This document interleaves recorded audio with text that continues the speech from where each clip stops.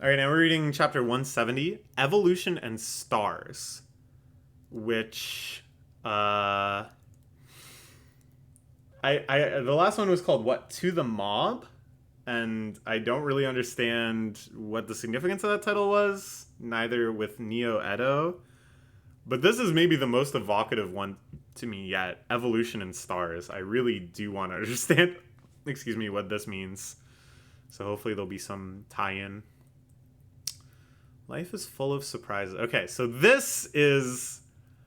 I can't freaking think of his name. Owl version 3, formerly Cowardly Inspector, who eventually nutted up and went at it and then was tortured and turned into an owl by author lady. Anyways, returning something I borrowed from Ammon. Got matters to settle too, don't you? Want to join me? Alright.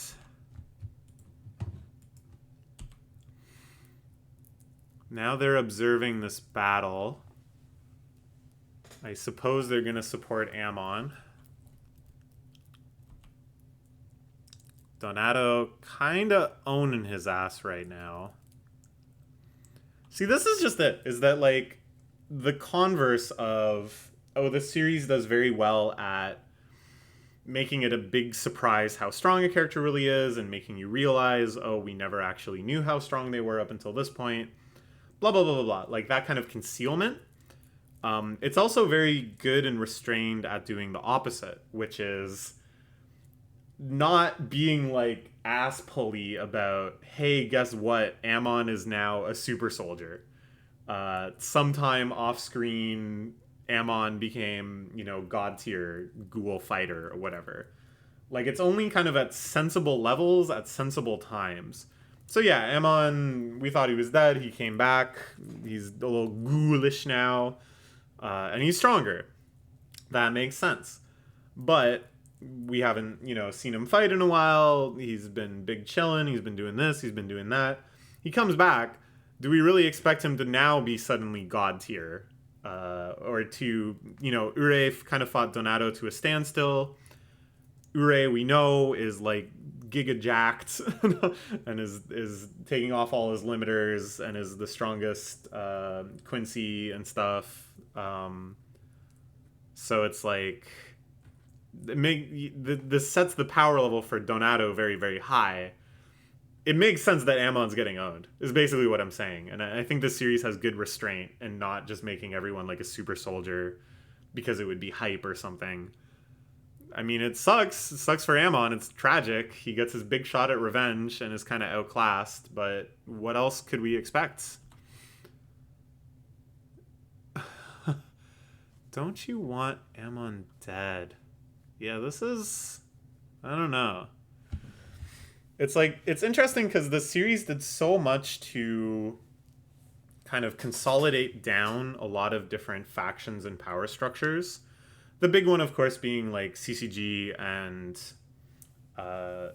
the ghouls themselves teaming up in large capacity to fight this greater threat. But at the end of the day, there's still a lot of like rogue agents. There's still a lot of people who have ambiguous goals and you're not really sure how they're going to go in each different fight or whatever. So it's like neat. It's neat that they retain that while still giving you the catharsis of, I want to see every character I'm fond of fight all of those bastards all at once. Okay. Meanwhile, Uta is a total freakazoid fighting Yomo. Yomo also kind of getting owned. Again, it's like, as I said, Yomo, we don't have the clearest picture of his power level. Like, I don't want to get into, like, you know, trying to go feat for feat, apple to apple. Because I honestly think, like, consistency of power level and stuff, it's not actually that important in Shonen. I think making a compelling story and stuff is more important than staying absolutely consistent on all this stuff. But it is cool. And it is, I think, lends itself to good tense sequences when you're like, oh shit, yeah, like, this guy should be getting outclassed. It just kind of creates a certain type of expectation, which this series usually rewards. Like, how is Yomo gonna win this? It's a reasonable question to ask, and I'm sure it'll have an interesting answer. Uh-oh. He's gonna get eaten. Yup. Gross. I like that she's just chilling. We also have no idea how strong she is. Another very Uta-like character, one who's often hanging out with Uta, who always seemed unscrupulous, and at first it was kind of that archetype of, like, shady person who knows what's going on, has all the tea, is willing to introduce you to whoever for the right price or whatever. And that kind of feels like a complete archetype. And then you're just like, the more you learn about ghoul society, the more you realize that, oh, a person who's in that role, who is in this position of I'm the one who knows stuff, is actually a very extraordinary person. And is definitely, like, not some ordinary woman, obviously. So now, yeah, she's just chuckling and laughing and getting grossed out. Uda's terrifying, man. But a burst of lightning? This is lightning that feels like almost reminiscent of Arima's power. And we saw before Yomo get pretty owned by Arima's power. His lightning power is fucking imba, by the way. Doesn't it seem... I complained about this to my boyfriend in some capacity. And I could tell he was genuinely annoyed for this criticism. Because it's like at the peak of pedanticness. And I was just saying it to annoy him. But I'll say it again. Because he might be watching this. Isn't it a little rude? You have this whole team of inspectors and stuff of varying power levels. You get this Kinkei, this weapon, that's like, this Kagune just blasts everyone with lightning. And you just have to stand there and go like, zap. And you give it to your already strongest guy. And then it's almost like, bro, is Arima even that strong? Or does he just have this broken-ass weapon where he just goes zap, zap, zap? And obviously he is strong. Obviously he's their strongest guy. He has the best reflexes and fighting instinct and a whole plethora of other weapons. But then that just begs the question. They need to give this to some random first-degree inspector, and then they just have this, like, other nuke that can go around just, like, zapping people. I don't know. I've never once seen this logic applied in Battle Shonen. I don't know. I don't know when it will happen. This logic of we should actually give our best weapons to our weakest people because that'll make them useful. I've never once seen anyone operate based on that logic. Anyways, okay. That's my Arima's lightning weapon take. They should just give it to some guy we've never heard of. And then they can be a special inspector too. Arima's got enough weapons. Okay, so what is Yomo doing here? Yomo, we know, associated maybe with Arima in some capacity. Like, we know their association, but we don't know... Is there something deeper here? Is he using something like his lightning weapon? I don't know. All I know is this is a really cool panel. I really like this shot of monstrous Uta getting kind of zapped. Yeah, he's definitely firing off lightning here. He's unscathed. Eat me. What's that got to do with what's happening right now? Because if you aren't forced to fight me, you never will. This is cool. This, again, it's like, I really like how they're, even in this, like, most chaotic conflux of different power structures, they're really emphasizing, like, Uta is involved in the capacity and with the intent of him as an individual. And it's not anything to do with the greater sociological forces at play, you know? he has personal desires that he is manifesting through this situation, and one of them is fighting Yomo, is fighting Renji, because I don't know, it's like catharsis for him to grow up with this person, to spend all this time with this person, and to not have this. Okay, we're in deep already. let's go a little deeper. I think this series operates in sometimes this like psychosexual mode where the idea of fighting, killing, consuming, and being empowered by, and sex are all on some deep psychosexual level being like conflated. Okay? And I'm not saying, oh, this is the secret Freudian meaning of the series. I'm just saying that like some of the desires that people have, and here I'm thinking of stuff like Jason torturing Kaneki, and then Jason's dim-witted white suit leader supporter, and his kind of like lust for battle and stuff. And I don't know, I'm sure there's a lot of examples that I can think of it, where it's like their desires to fight and their desires to win and kill and dominate and stuff are maybe better understood in the context of like a repressed sexual desire than in just power dynamics. Because in terms of just raw battle shonen power dynamics, it's like is it a question of, oh, I needed to prove to myself that I was stronger than you? I don't think so. Is it I needed to prove that I was more ideologically driven than you? Maybe that's a bit closer. But I really feel like what Uda is expressing here is much more of this like psychosexual desire of like, it's not necessarily attraction, but it's close to that of I desire to fight with you. It's important to me that we have this moment of catharsis where we fight. Similarly to someone who has an unrequited, unconfessed crush on someone might eternally be longing for the day where they can finally let loose their feelings and confront this issue. And even if they're rejected, i.e. they lose the fight, or it's reciprocated, maybe that's equivalent to winning the fight and consuming them, is secondary to just that moment of catharsis. That's what's coming out to me in this. If you aren't forced to fight me, you never will. And it's very important that we don't let this opportunity go.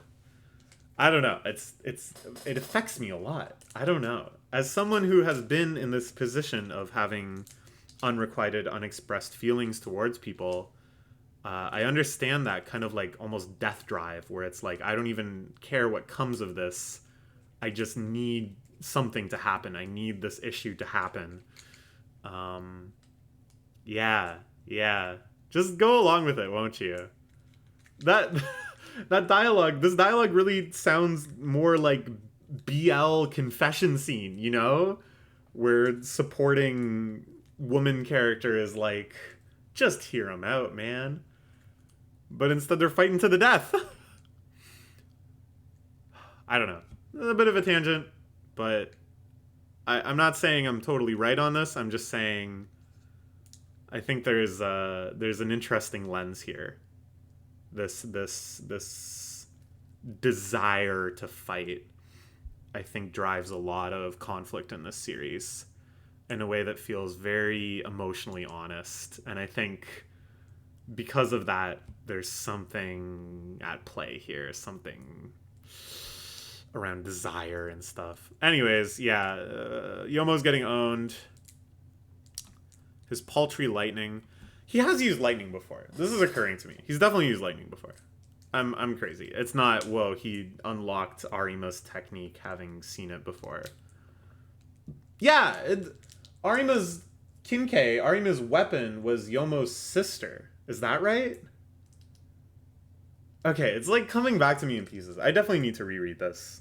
It's like, I don't know. I don't feel like bad that I've forgotten things. I think it's natural. I think even if I like marathoned it and binged it, I would have forgotten things too. It's just a very dense series. Every character has so many relationships, so many interwoven stories. Anyways, even if I forget things like that, it's worth it for my insightful analysis that Uta really just wants to fuck Renji. Okay. Their fight continues. There's some cool choreography, leaping around. I like Yomo's midair maneuvering here. Slamming Uta down and impaling him. Now, what's more psychosexual than that? I love this little, like, skull speech bubble that pops out. Yeah, this is cool. This is crazy. But it also is nothing. I love these fights. I think Tokyo Ghoul has a lot of them. I think One Piece is really good at this too, where someone is like outclassed, they're like out power leveled for sure, but then through small like tactical, environmental, one fight interfering with the other fight, they start to like get some edges, and it's not even necessarily that they need to like win, but it like really I think emphasizes the power of who they're fighting to be like, this is what it took. Like, this sort of coordination.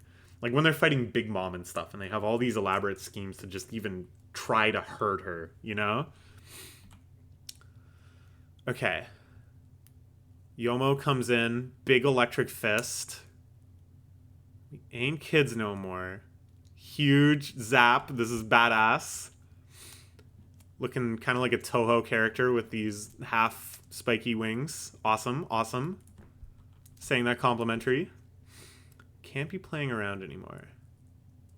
But that's no fun, Renji. And maybe that's it for Uta. This kind of looks like it's it for the fight. And I think this kind of summarizes Uta's position. Like, Uta was like, well, you eventually had things to fight for. But for me, the whole we have things to fight for, that being precluded by we have to fight, is too friggin' depressing. And now I'm this edgy nihilist that's just doing stuff for fun.